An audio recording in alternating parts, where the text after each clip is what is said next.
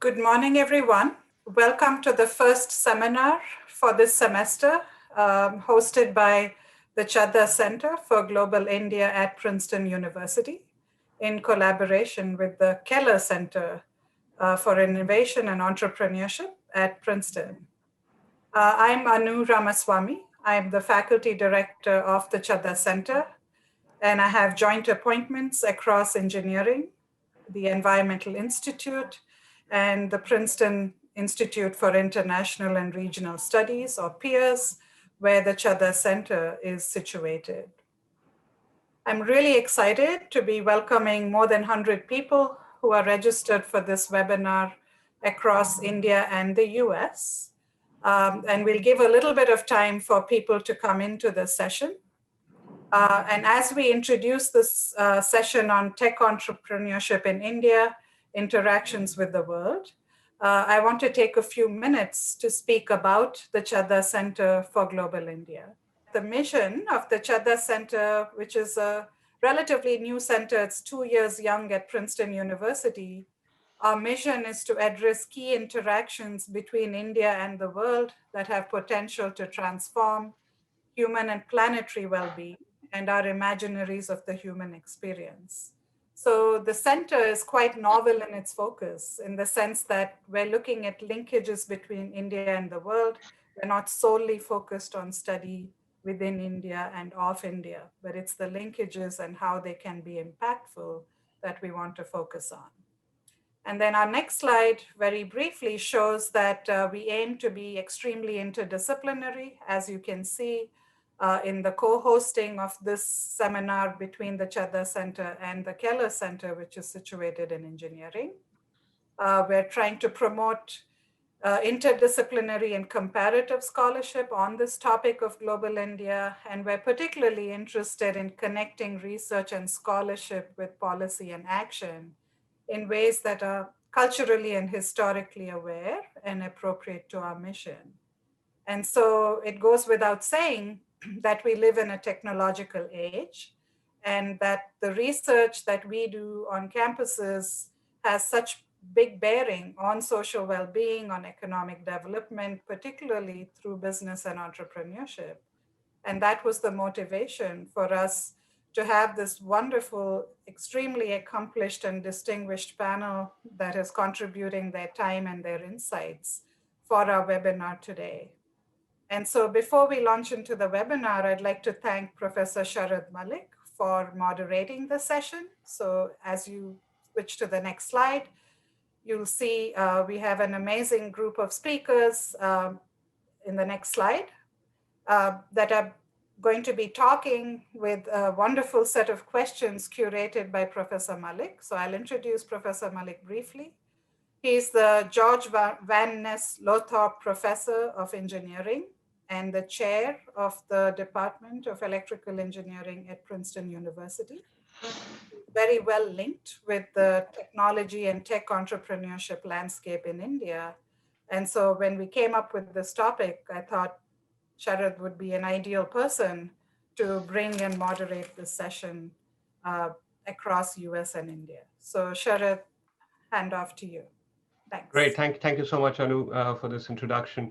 I think this is one of the silver linings, if there is any, of our current COVID situation is, in a world now where we are very comfortable with Zoom, we have this opportunity to bring together, this group of really distinguished panelists on this topic, who bring in a wealth of experience, a wealth of knowledge to share with us. And I'm very sure that in non-COVID times, it would be very hard to get this group together on one day on campus in Princeton. So we are thankful for what we get in these tough times. I'll start by very briefly introducing this group of distinguished panelists. Next slide, please. So we'll start with joining us from Delhi is Sanjeev Bikhchandani. He's very well-known and of course, very successful entrepreneur in India, really a pioneer in this area. He is, in 1997, he founded in India's first jobs and leading jobs website, Naukri.com, which is part of this company InfoEdge. that became India's first internet company to go public. And it now owns several other domain websites, which are all market leaders. He is, in addition to being an entrepreneur, he's also a successful investor. He heads the investment arm of InfoEdge, which is the largest investor in Zomato, a food delivery company, and Policy Bazaar, a policy aggregation company, both of which are unicorns and likely to go public in India this year. He is, in addition to all that he's accomplished on the entrepreneurship and investing front, he's very passionate about education. He's a founding trustee of Ashoka University that many of you would know about. It's a prominent private liberal arts university that's done really very well in its short life already. And for his various contributions, he's been recognized with the Padma Shri, which is one of the highest civilian honors in India. Next slide, please. Welcome, Sanjeev. Joining us from Bengaluru is Vani Kola, who is also a wonderfully successful entrepreneur, founder and CEO of Certus Software and WriteWorks. She had a 22-year very successful career in the Silicon Valley before moving base to Bengaluru, where she's right now the founding and managing director of Kalari Capital. And this is one of India's leading early stage VC firms, which has funded several well-known companies, including Snapdeal, Myntra. She's been recognized with numerous awards, including being part of the most powerful women in Indian business by Forbes magazine in 2014. And she's also played a strong leadership role in mentoring women entrepreneurs. Welcome, Vani. Thanks for joining us. Next slide, please. Also joining us from Delhi is Saurabh Srivastav, who is one of the earliest, if not the earliest, amongst the earliest group of entrepreneurs. He's founded companies starting from very early on in the IT services space to now in more recent times in other tech domains such as imaging and GIS. He is a successful angel and VC investor. He founded India's first VC firm, Infinity Venture, and he's the founder of Indian Angel Network, which is the largest angel network in India. He's been very active in community service, fostering entrepreneurship, building community, essentially putting together a large ecosystem. He's the co-founder and former chairman of NASSCOM, which is the industry association for IT companies in India, and also the Indian Venture Capital Association. He's the founder and chairman emeritus and a board member of TIE in the New Delhi NCR part, which is a nonprofit community that promotes entrepreneurship. Saurabh has also been recognized with a number of awards, and including the Padma Shri for his contributions to entrepreneurship. So welcome, Saurabh, welcome all of you. I'm really looking forward to this discussion and getting your thoughts on a variety of things. So what I'd like to do is to start off by getting our audience all, setting the context, getting our audience all up to speed in terms of where we are today in India. So what does the tech entrepreneurship landscape look like? And how did we get here? And obviously this has happened in terms of historical times, a relatively short period. So I'd like to hear about this from all of you. What I'd like to do though is ask each one of you to give one particular slice of this, one perspective. Saurabh, we'll start with you. If you could give a sense of the entire ecosystem, how did we start? Where are we today? So thank you, Sharath, for having me here. I have very pleasant memories of Princeton from the times I used to spend every other weekend there. I was at Harvard and my batchmate from IIT Kanpur was at Princeton. So pleasure to be here. Tech entrepreneurship in India is not very old. It just started maybe 3 decades ago. Because as you know, India was actually always a very entrepreneurial country. I think almost 25% of global GDP 350 odd years ago. But then came colonization, brought it down to single digits. Then we did our experiment with socialism and got close to bankruptcy in 91. But when we had to open up the economy at that time is when entrepreneurship started. And it was led by tech entrepreneurship in real terms. And that was with IT services. Now, US had a big role in it because this industry was started by those of us who had either studied or worked in the US or were working with US MNCs like IBM or Unisys or whatever. So we knew what was possible. So that's how we started this industry. But in 1990, around the time that I co-founded NASCOM, it was just $100 million industry, in a very hostile environment. It took you a year to get permissions to start your company. There was no telecom bandwidth available. Phones hardly worked. No angels, no VCs, no domestic market. And if you had to travel overseas uh, to do business there, you could only take $8 with you. I mean, you'd think to say, why did we even bother? But we knew it could be done. We had worked in companies where this was being done. So we got into it, made it work, and close to 98, 99, we were able to persuade McKinsey to actually come and do with us a report on what's possible. So it was kind of a seminal report, NASCOM McKinsey report.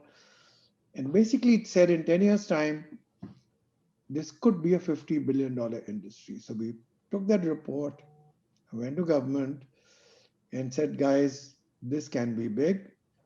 Why don't you help enable some of these regulations? So we got a lot of our wish. And guess what? 10 years from then, I don't know if McKinsey always gets it this right, we actually did hit $50 billion. And then we got a lot of credibility. And that gave us a bit more of the kind of legislation we did wish. Today, this industry is about $200 billion, employs about 15 million people. And except for TCS, which is the Tata Group company, this industry is 99.9% started by first generation entrepreneurs and with very little money. I mean, I started with $30,000 and there was no VC money. So we all grew organically for a long time. What did happen though is that this success piqued a lot of investor interest. So as you mentioned in my introduction, in 99, I started what was one of the first VC funds in India. But by 2000, there was barely $200 million coming in as venture capital private equity money. That has now changed very significantly.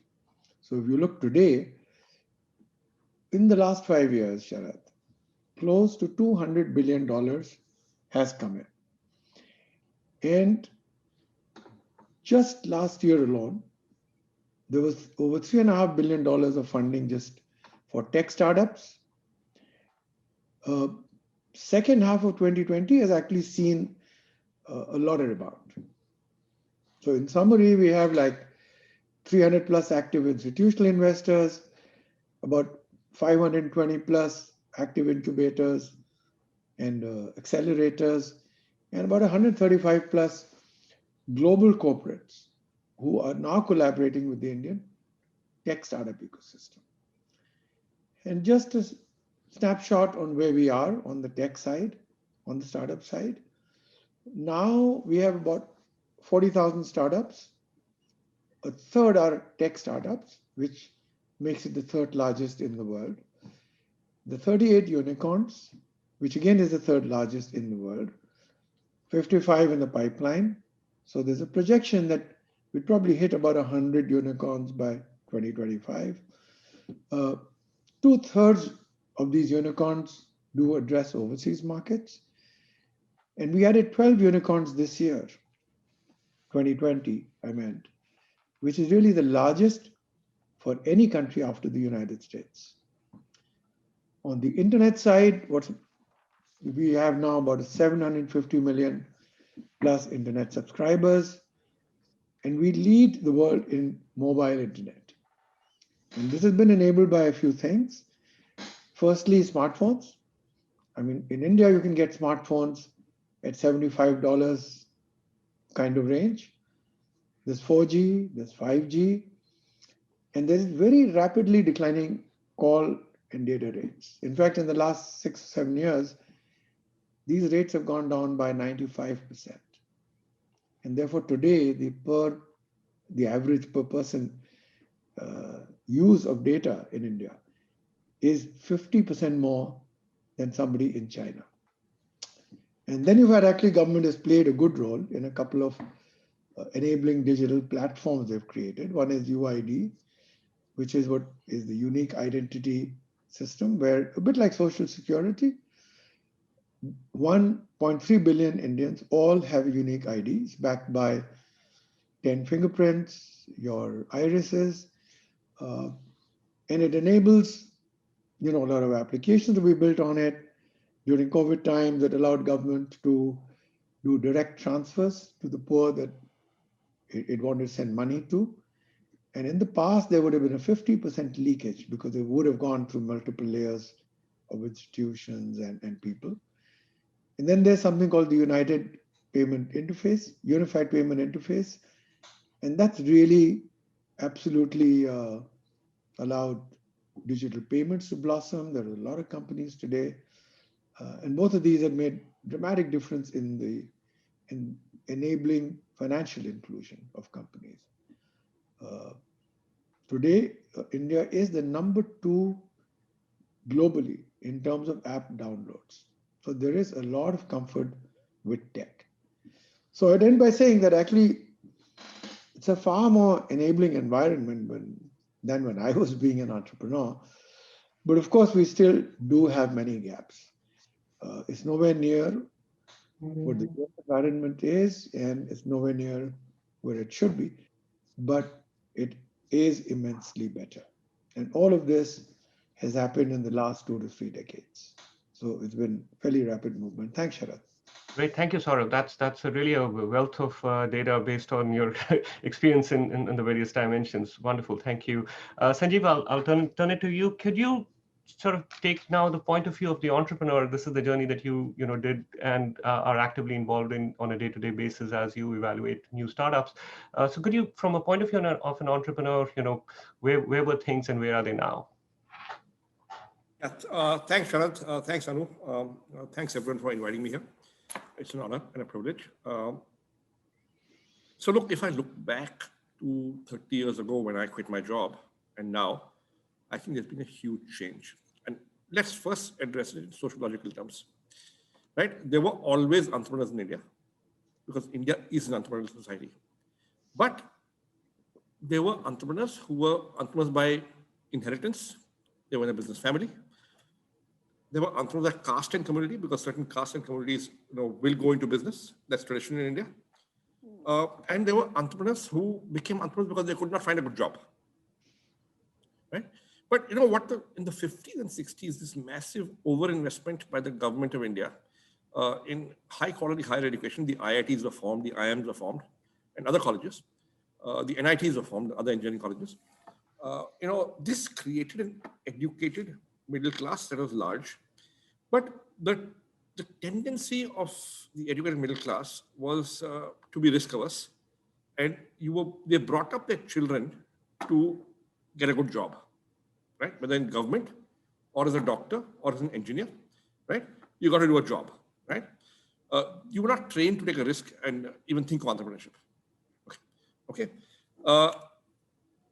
Now, when I go to and speak at the IIMs and the IITs and I ask a question, and which I often do, how many of you are from families which you describe themselves as middle class, which means parents in government, railways, police, defense, academics, public sector banks, public sector insurance, and or other salaried jobs? Roughly about 70 or 80% of the hands go up, which tells me that India's brightest kids academically are produced from the middle class. Because it's a middle class that flogs its children day in, day out and says, son, you have nothing to inherit. We can only give you an education and you better study hard because you only make it in life if you study hard. So Indian middle class kids study hard, right? And they graduate very smart kids, okay? And you know what I'm talking about, Sharad, you've been through it, right? In school in Delhi and in IIT Delhi, right? And the brightest talent was going to do jobs because that's what they were trained to do. and conditioned to do by their parents. So when I finished school and college, nobody wanted to be an entrepreneur in my college, unless you're from a business background. Right? What you have today, and the entrepreneurship scene is buzzing in India, it's like never before. What you have today is a new kind of entrepreneur. You have highly educated, extremely talented entrepreneurs by choice from middle-class families. And that's a huge difference. Because these people work in knowledge industries, they create tech, they work in other service industries, they create new business models, and they work really hard, and they have the right values and ethics to build good, great companies. Right? And that's the difference, because it's coming from a different strata of society as compared to 50 years ago. Now, this happened why? This happened largely because of role models. Right? Infosys, HCL, other IT companies, Saurabh's company, they were startups in the 80s. I quit my job in 1990. Right? I was inspired by their stories. They had not yet become big. But I knew that, listen, if they can do it, I can do it. Because they're from backgrounds like mine. Now, India is a capital scarce country. Still, it is capital scarce. And it was the lack of capital or availability of capital that really constrained people's imagination in the 80s and 90s. Now, how do I do it without money? Should I do it without money? What happens if I can't take a salary for the next 1 year? Right? Today, I think many things have changed. You have an enabling environment. You've got risk capital, angel stage, seed stage, and to VC stage, beyond VC stage. You've got companies that have succeeded before. You've got a whole you have organizations like TIE, where Vani, Saurabh, and I are all active, which work with entrepreneurs. Right? You've got your peers. So today, when I go and ask at the IIMs, how many of you would like to be entrepreneurs at some point in time in your life? About 40 to 50% of the hands go up. In my class, it was about 10%. That's the difference. Entrepreneurship has become an aspirational career choice or way of life for a large bunch of people. People want to be entrepreneurs. So the motivation to be an entrepreneur is in a different orbit now. More importantly, it is acceptable for parents to have their kids doing a startup. Right? So when I quit my job in 1990, I was from Ahmedabad, I was working in a multinational, I quit my job. My parents' friends were saying, what's wrong with him? Why is he doing this operating out of a servant quarter of a garage? He was in a multinational. What's wrong with him? Right? Today, parents are proud, yeah, my son is doing a startup, my daughter is doing a startup. So I think sociologically, entrepreneurship has changed for the middle class. And the middle class is a few 100 million people. The best educated people, the most talented people in India are from the middle class. So there's a huge people force behind it right now. Wonderful. Yes. Great. Thank you. And that's what is causing these thousands of startups coming up of the right sort. And let me tell you, if you observe venture capitalists, they would prefer to actually fund a first generation entrepreneur who's from the middle class, who has not been perhaps schooled in the Indian ways of doing business through generations of family business, where all sorts of things can happen. I think investors feel safer. Great. So that's actually a perfect segue to turn to Vani, and so to tell us from a VC perspective and investor perspective, how are things and where are they now? I think you've got a great context from both Saurabh and Sanjeev. And, for me, I left India in 80s. And so most of my working career started in the Valley. And so when I came back to India in 2006, it was just the green shoots of venture capital that were beginning. Okay. In fact, it feels really humorous now to look back. And in the 2006, 2007, it was not uncommon for when I would meet entrepreneurs, for them to say, what are you expecting from us, from collateral? There were so many confusions about this industry. The fact that you would give risk capital wasn't really that well understood. But in 2006, there were a group of funds, about half a dozen funds, which are really also the main funds today, that chose to raise capital largely outside of India and bring that to India to invest into risk capital, into early stage venture, and especially into tech-led companies, right? And when I was one of those. So when I look back,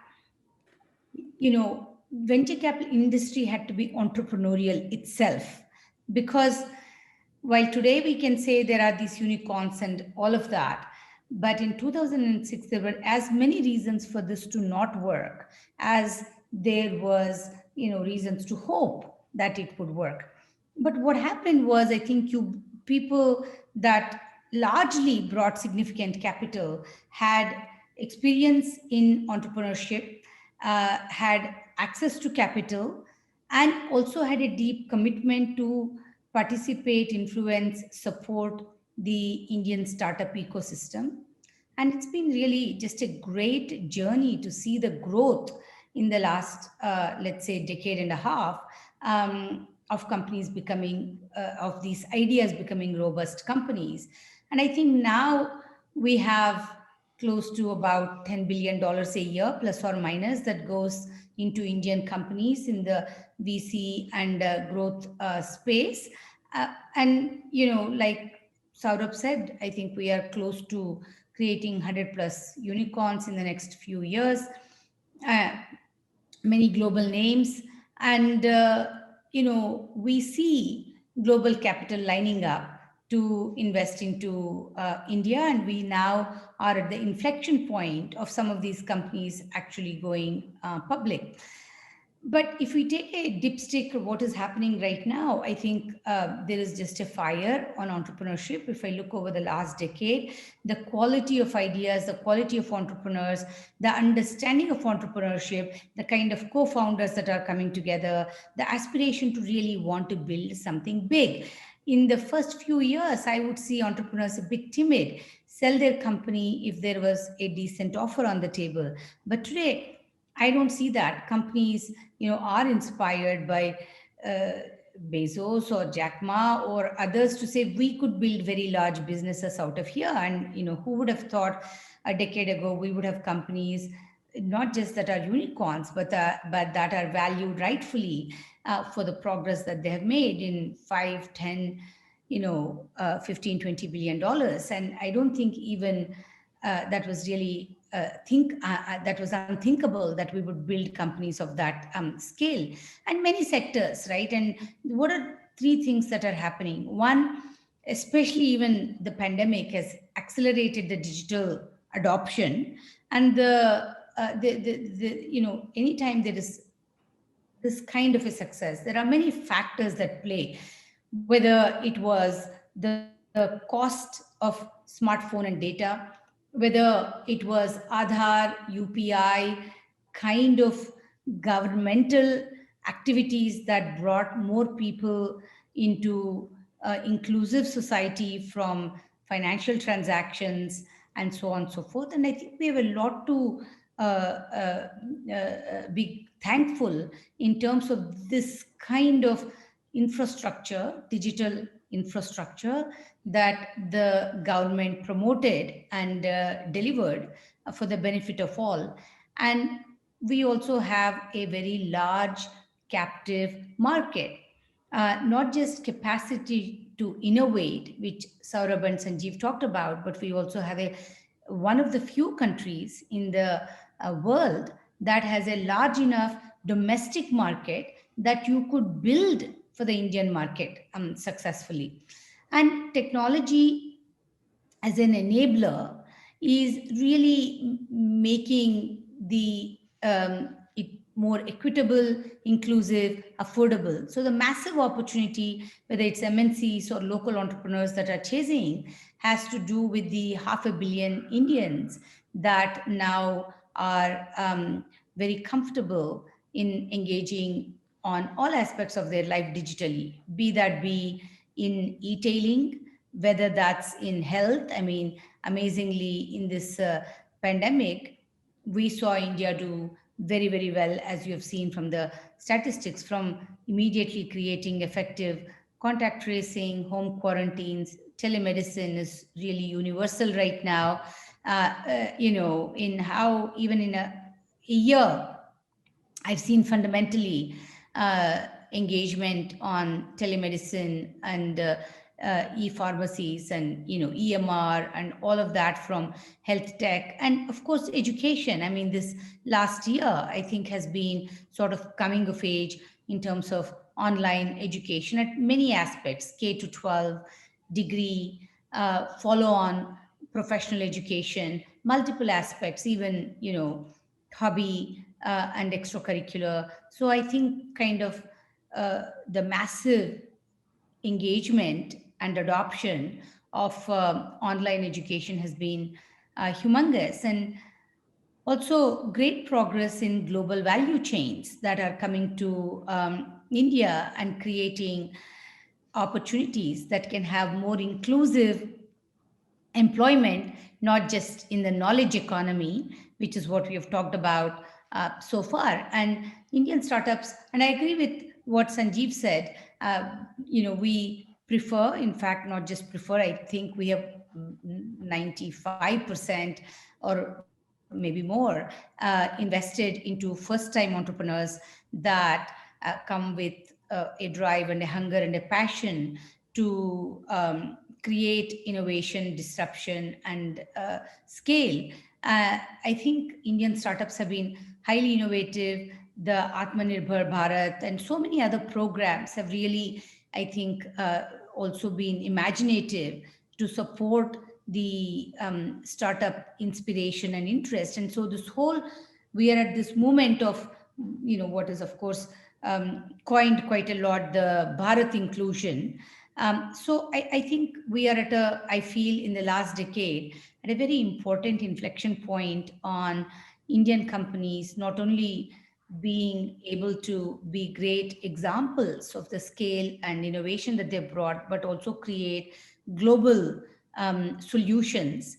And the next decade will definitely see more acceleration for entrepreneurship. Thank you.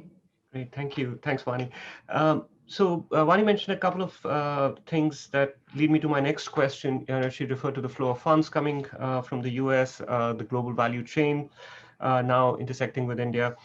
So the world is, obviously flat. Clearly, things are not happening in isolation. The next question is really about the cross influences between India and the US in the context of tech entrepreneurship. So, one aspect of this is, of course, the markets that each other offer to entrepreneurs on each side, but possibly there are others. So I'm going to open this up again to all three of you. What are the challenges that you see for each side in terms of, trying to cross over? How are they being overcome, and what are the advantages for each side? So Saurabh, if you could address this, and then I'll turn to Vani and Sanjeev for different facets of this. So Saurabh, what are the challenges for each side? How are they being overcome? And what are the advantages that each side has? So Sharad, actually, if you look at tech entrepreneurship, then the US and India actually are joined at the hip. It's almost an umbilical cord. And this is there with no other country for India except with the US. And I think this was partly created by the tech migration of the 60s and 70s. I mean, like, I had 200 kids in my batch at IIT Kanpur. 196 of us went to the US to do our graduate programs. More than half came back, many stayed. I mean, those of us who came back, in fact, ended up starting the IT services industry, some of us, as I'd mentioned earlier. But obviously, because we had our networks in the US, we knew how things worked, we kind of looked at that as the market for what we were doing. Those who stayed back actually pursued their dreams in the US. And there's a study by UC Berkeley which said that about a third of all Silicon Valley startups have an Indian founder. So there was a contribution on both sides. I'd say, again, if you look at opportunities and the challenges, let me just pick that up. One, if you look at my first venture fund in India, 100% of the capital came from the US. If you look today, even, I think 60-70% of the capital in India on VC is coming from the US. If you look at India, then the earlier business models were really replicating just US business models and applying them to India. That was a lot of our startups. What's changing now, a bit like what Vani was saying, is that now tech-led innovative models are emerging to address the local market. Because clearly over the last 2 or 3 decades, the economy has done well. There are larger markets, there's buying capacity. And so today we have a number of unicorns. I mean, Sanjeev has funded 2 of them that are actually just servicing the domestic market alone. And it's an opportunity I would suggest, if you're sitting in the US, look at some of these opportunities. Vani mentioned about a couple of other areas. So in India, we have massive gaps in some areas. Healthcare. I mean, most people don't have access to quality healthcare. So affordable healthcare is critical. We don't have as many teachers as we need. So education is an area that's a massive need. Clean tech, financial inclusion, agricultural productivity.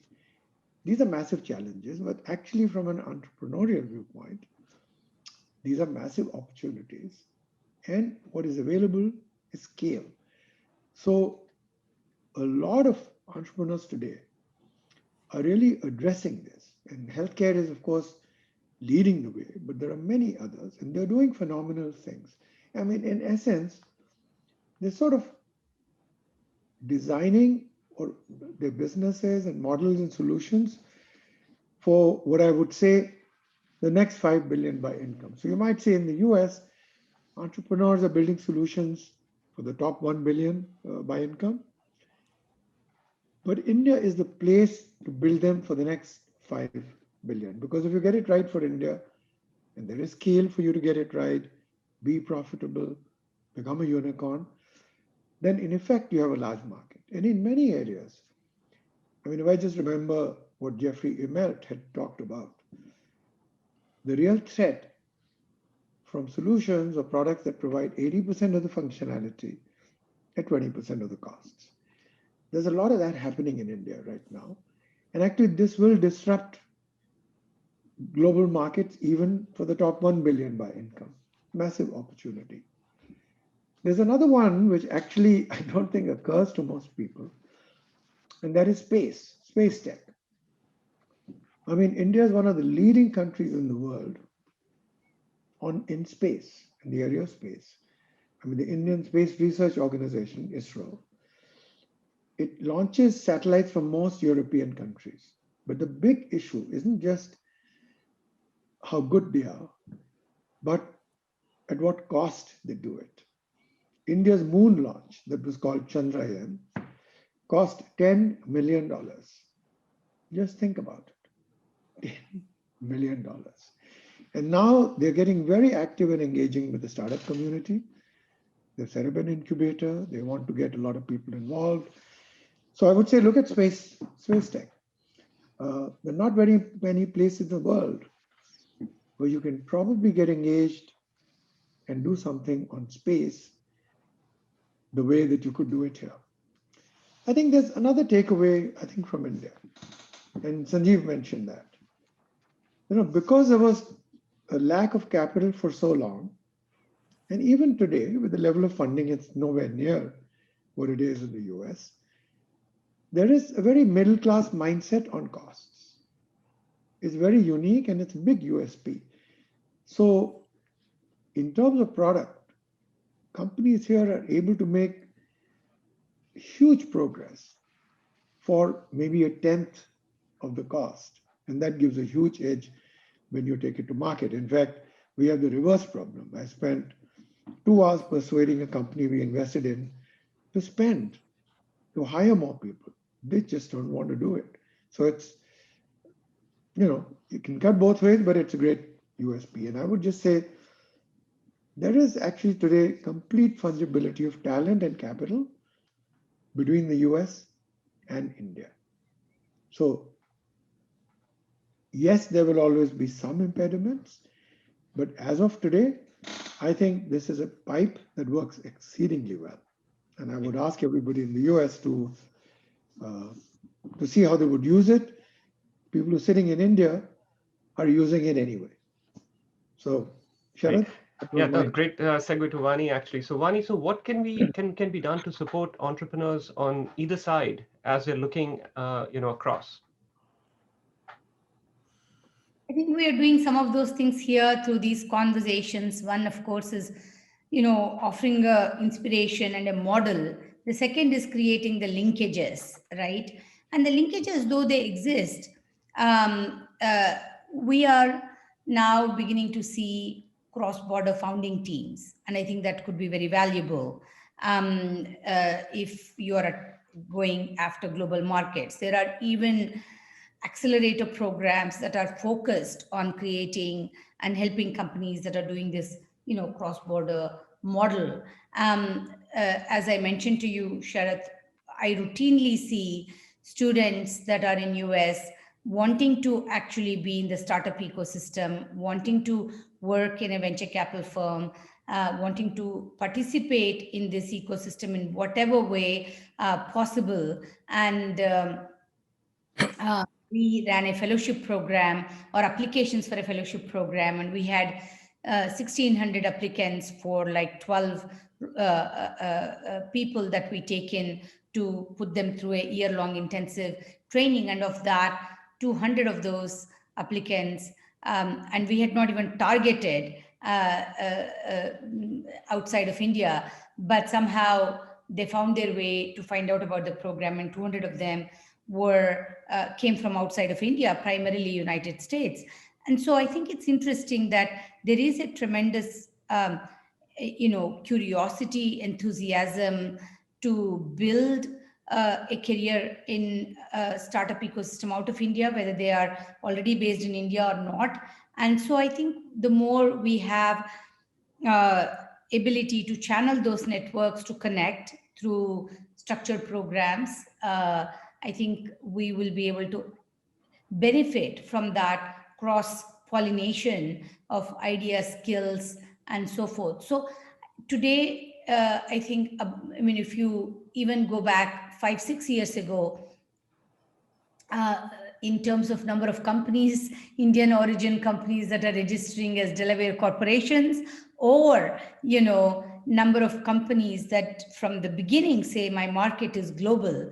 It used to be my market is India, let me try it. And if the product, then I will go into international markets.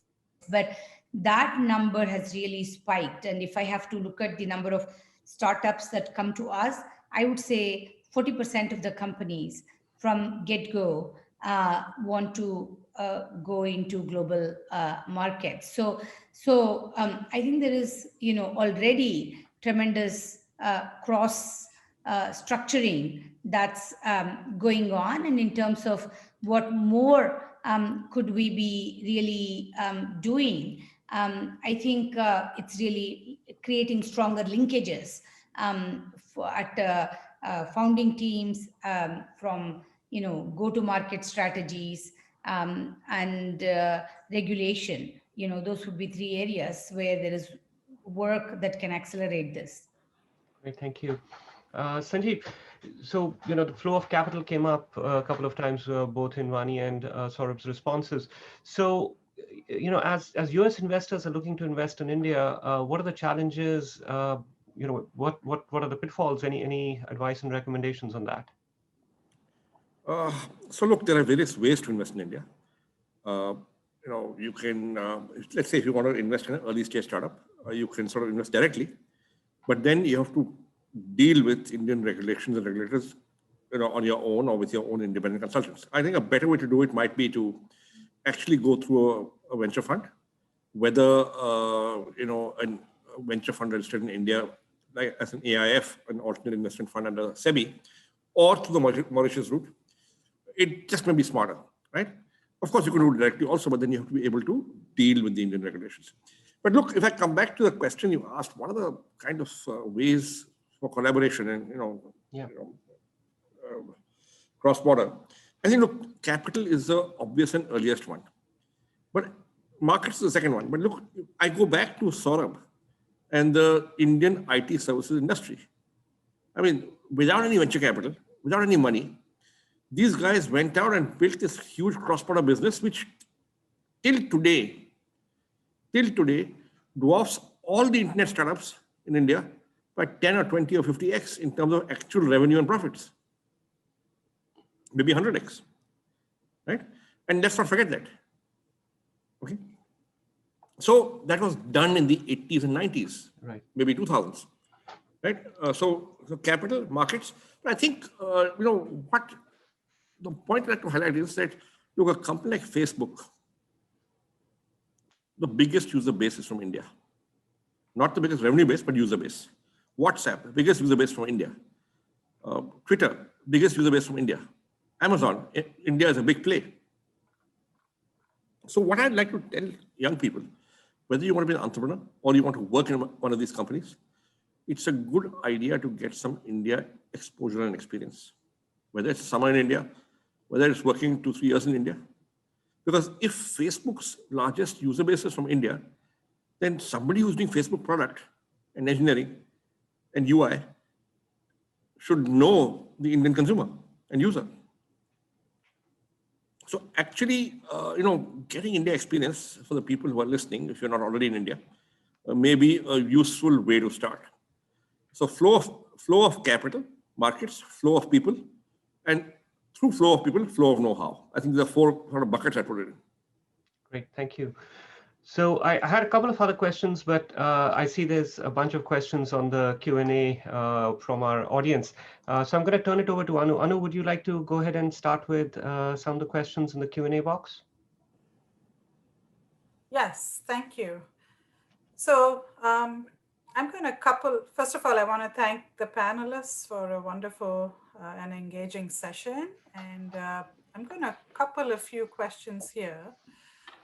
So one is from Shiv Siddhant Kaul, and he's asking about the role of government, which has been addressed to some extent, but more specifically, what policies can help us accelerate innovation? What policies enforce or impeding innovation? So if we could talk about the impeding as well, I think that would be very valuable. And then we had a relevant question on the US-India comparison from Aaron Skuda, and I wonder if these could be clubbed together. And this is talking about how important are specific places in India's tech ecosystem. So is there or does there need to be an equivalent of Silicon Valley? So why don't we do these two together, about government and then sort of place-based encouragement? We've already know about Bangalore, but how are we thinking about that? I mean, actually, on the place-based, I just want to make a quick comment. And Bangalore, yes, Bangalore is there, but I think what has happened that's interesting in India is entrepreneurship is actually much more broad-based, and Delhi has a huge flux of startups, and the clusters come out of a successful company, then more successful companies surround that from obviously early employees of those companies and so on and so forth. And with InfoEdge being in Delhi, and Saurabh is in Delhi, and so Delhi is a very big cluster. So is actually Hyderabad, Chennai, obviously Bangalore is too, and Mumbai. But what's also interesting in India is, we see entrepreneurship coming out of, say, Coimbatore or Jaipur or Pune. So I think that the notion of just a single cluster entrepreneurship, that is a myth. And I'm really glad in India, at least, we find companies far more distributed across the country, startup companies far more distributed across the country. May I add to that? Yeah, So Sanjeev. proof of pudding. we also invest in startups. Two of our companies are from a city called Indore. Now, Indore is not on anybody's map for a startup ecosystem. And we're looking at a third one in the pipeline from Indore. We've invested in a company called Kota. The Kota is where every IIT graduate will know these days, because many of them probably went there for tuitions. But we invested in a med tech company, a rural health tech company out of Kota. So entrepreneurship has become atomistic. Yeah, it's everywhere. I would Sorry, just add, I would just add to what you were saying, Sanjeev, that recently we did a study, in fact, particularly on tech entrepreneurship from NASSCOM, and we found that actually Bangalore was number one. Delhi was virtually there, not much difference. Then you had Bombay, but then you had Hyderabad, you had Bangalore, you had Pune, and guess what? A lot of tier 2 cities. Now, remember in India, I mean, tier 1 means you have a population of 10, 20 million, right? So tier 2 doesn't mean it's a few 100,000. That's also millions. So it is very widely spread. Now, I'll give you the example of the Indian Angel Network, which I founded. Now, I started this about 15 years ago. There were no angels in India, maybe 12. We used to see, with great difficulty, a couple of hundred entrepreneurs. Find it very hard to get one or two companies to invest in. We now see 10,000 every year and do an investment every fortnight. And the biggest growth in where they come from on entrepreneurs has been the tier 2 and tier 3 towns and cities. The biggest growth. That's growing at almost 40%. So I think it's really very pervasive. And there are some hubs. So Bangalore is a hub. The National Capital Region is a hub. Bombay is a hub. But the others are quite substantial. They're not just satellites. So the analogy I'll use, Sharan, is the Indian cricket team. For those who know and understand cricket, in the 60s and 70s, 8 or 9 out of 11 players would come from Bombay. Then it became, okay, Bombay, Delhi, roughly equal. But today, players can come from anywhere. I mean, Dhoni came from Jharkhand. Actually, the best players are coming from the small towns. So entrepreneurship is like that. It's moved like that. So just a quick follow-up, because I'm personally quite interested in the place, location aspect of this. So is this because this is tech entrepreneurship versus, manufacturing, where you actually need supply chains and other ecosystems, or is this, you're seeing this distributed nature? No, my view is because bandwidth is everywhere. Okay. And pervasive media has made aspirations uniform across the country. Also, I think because this is a young venture capital industry, venture capitalists here work very differently.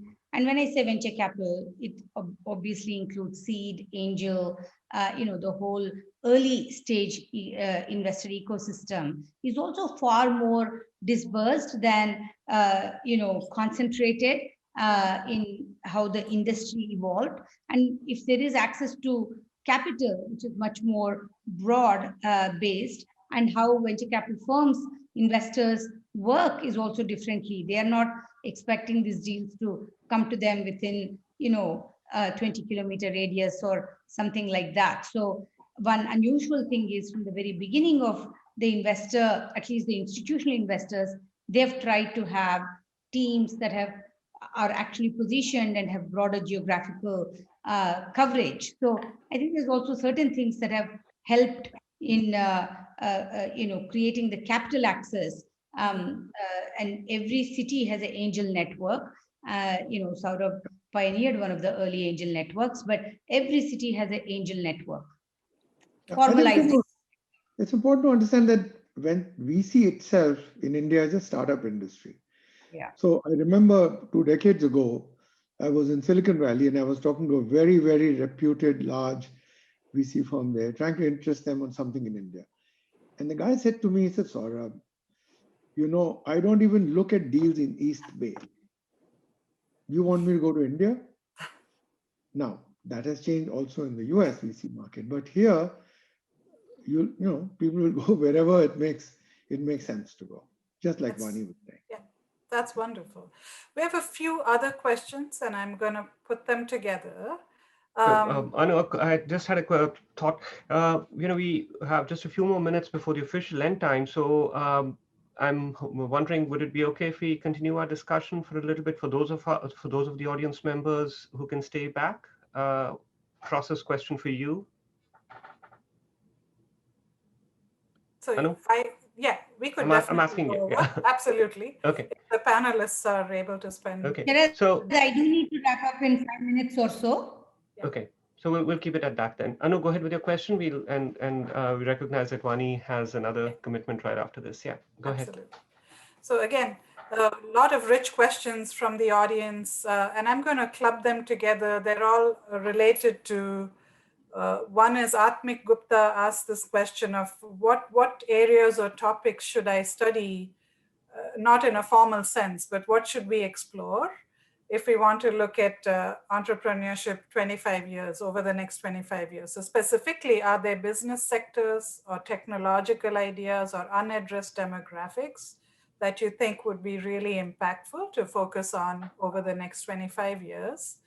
Another question is related to, some of it is informational, which we'll provide. How can we find out more about cross-border accelerator programs? We'll make that available on our website.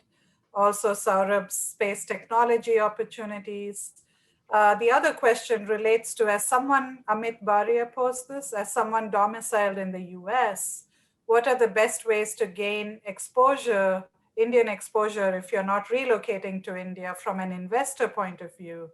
And similarly, for us at Princeton, how can we gain exposure from an educator point of view? We have students who are interested. So I'll just close, with those sort of three questions. Any specific topics to focus on? How can we do this from an investor perspective across countries? And how can we, maybe think about students across countries, which you've already. And perhaps if Vani can take it first, since she has the Yes. time pressure. Yeah, go ahead, Vani. Thank you. From an investor perspective, actually, Sanjeev did answer that. But there are, lot of sort of alumni clubs that are there. They bring sort of a demo day model to bring companies.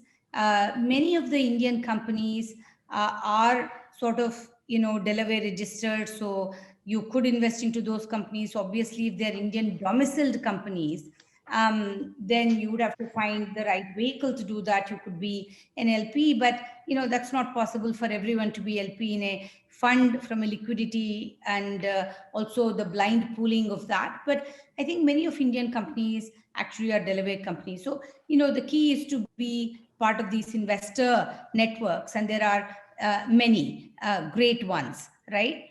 There's also platforms like AngelList and Let's Venture, which allow for very formalized syndicated deals, which I think is great, because if you're on those networks, someone has done all of the work, provides that for you from diligencing, and you can syndicate into that deal. And I think and that's happening at a very, very rapid pace. And so there are other networks like that. So I would say that would be one way, even if you are not domiciled in India, but you want to create early stage Indian exposure.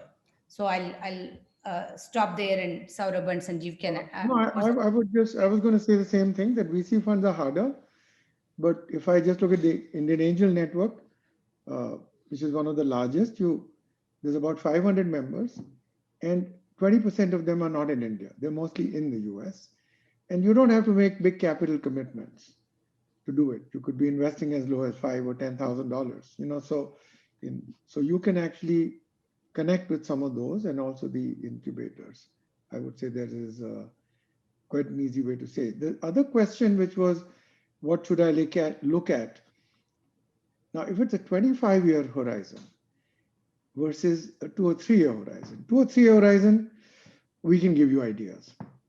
25-year horizon, we can give you a framework, because 25 years from now, we have no clue. If we were all sitting here 25 years ago, then we may not have thought of the areas that you would now look at investing in. So my suggestion is this. You need to project a little bit and see where society is going. What do you think will be customer behavior and customer needs in the future? I mean, 25 years is just a placeholder, which means as little further out that you can't actually see. What will it be like for your kids is what you're looking at, right? So what would be consumer behavior? What might be the needs? What do you think would be the trajectory at which technology will evolve? So how will tech enable you to meet that particular future need? What business models might evolve? So you kind of have to triangulate across 3 or 4 different axes. And that may give you an idea. So in essence, you have to reimagine what the future might look like. Only then can you begin to figure out what would you do for 25 years hence. My advice, only God knows what's happening 25 years hence. Focus on 3 or 5 years and you do very well. Great. There we can give you a lot of ideas. You mentioned the space program. I'll send information separately. We don't have to spend time on it right now. In fact, we will follow up with the speakers and collate some of this information and put it along with the webinar. One last question is probably many of you know this, but what was fascinating is hearing the history of entrepreneurship as you described it, Saurabh. And one of the questions is there a book on the history of tech entrepreneurship in India? Not yet. Actually, before Saurabh gets to start, Vani has to drop off. So I'd just like to thank her before she drops off. So Vani, thank you so much. Really appreciate your time, obviously, but your experience, your knowledge has been extremely valuable. And as Anu pointed, we'll follow up with some of the other questions so we can even handle them in an offline way and share them with our audience. Thanks, Vani. Thank you. Bye, Vani. Bye-bye. Great Thank session. you. Bye, Vani. Bye. Thank you. So Saurabh, just sorry, I answer your interrupted you. question. Please go ahead. Yeah. To answer your question, there isn't any book quite yet on the history of tech entrepreneurship. There is actually now one which is more than a book. It's a whole portal on the history of IT in India, which is the biggest entrepreneurial segment. And that was actually started out by Chris Gopalakrishnan, who was one of the founders of Infosys, one of the big success stories in IT. And incidentally, I should mention here that Sanjeev mentioned about how well IT is done. 5 of the top 10 IT service companies in the world by market cap are actually Indian companies. That's how well it's actually done. So there is a big thing on history of Indian IT. It's called Itihas, I-T-I then H-A-A-S, Itihas. Tech not one, although I've been trying to persuade Chris to do something similar for entrepreneurship. But it's still so early days. Right. But I think hearing your description of how it started, I think must have triggered the question. That was great. Yeah, we still can't figure out why we did it. So I think I've covered, most of the questions. I'm just looking. There was another question, and we will stop in 5 more minutes.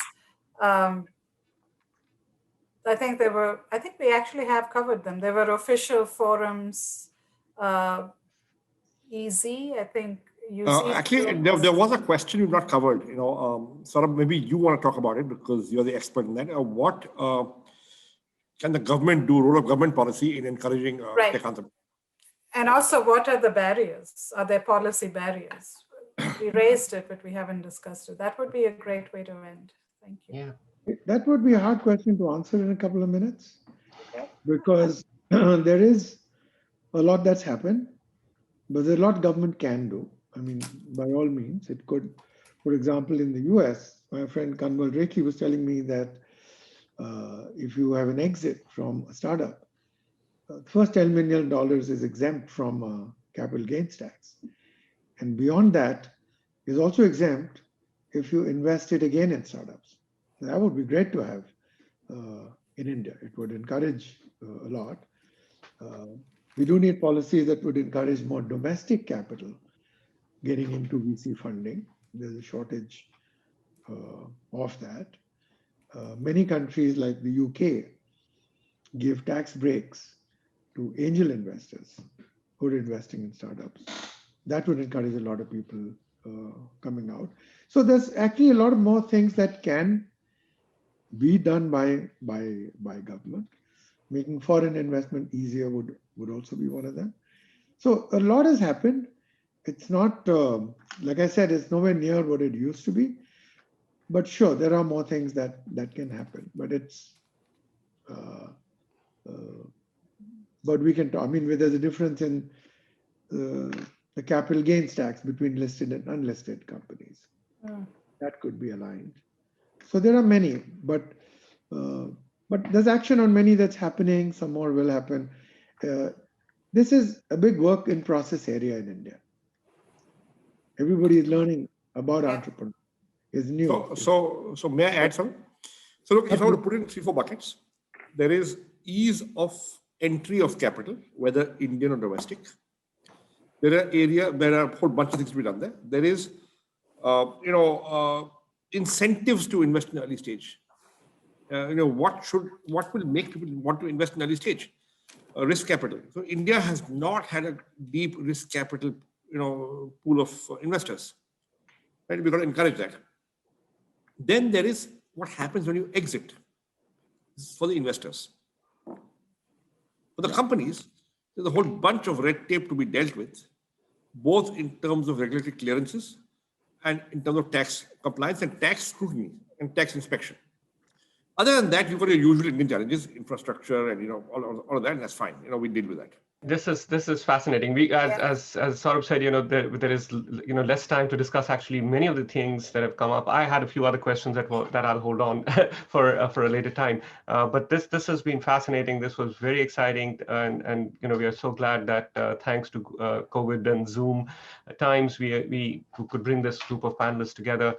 Thanks, Sanjeev. Thanks, Saurabh, and thank our audience for being very patient as we went through this.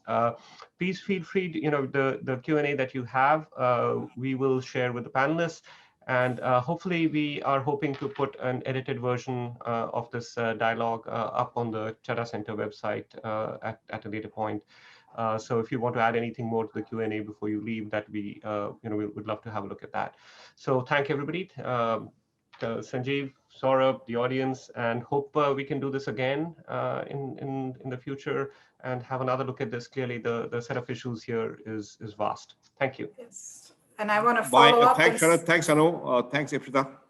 Thank you, and again, thanks to the panelists, and thank you to Sharad for moderating, and the Keller Center, Gina and Ipshita for organizing us. Thank you again, Sanjeev. Thanks, Gina. Bye. Thanks, everybody.